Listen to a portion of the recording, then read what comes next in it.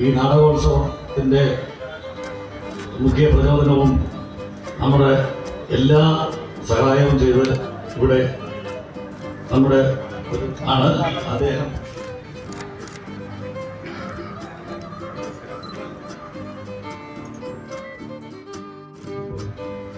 നമ്മുടെ അപ്രിസിയേഷൻ എന്നുള്ള നാടകത്തിനെ കണ്ട് പഠിക്കാനുള്ള അവസരം കൂടി വലുതാകട്ടെ എന്ന് പ്രാർത്ഥിച്ചുകൊണ്ട് ഈ വേള ഞാൻ ഉദ്ഘാടനം ചെയ്യും. നാടകത്തോടുള്ള അടങ്ങാത്ത ആ ഭ്രമം, ആ ഇഷ്ടം, അതുകൊണ്ട് മാത്രം മനസ്സിൽ എന്ത് ദുഃഖമുണ്ടെങ്കിലും മുഖത്ത് പ്രകടിപ്പിക്കാതെ, ഒരു സംഭാഷണം പോലും മുറിഞ്ഞു പോകാതെ നമ്മളെ ചിരിപ്പിക്കുകയും ചിന്തിപ്പിക്കുകയും ചെയ്യും.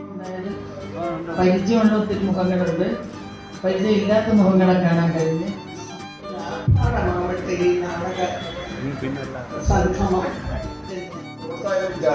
നല്ല നാടകവും കഥാപ്രസവവും പിന്നെയും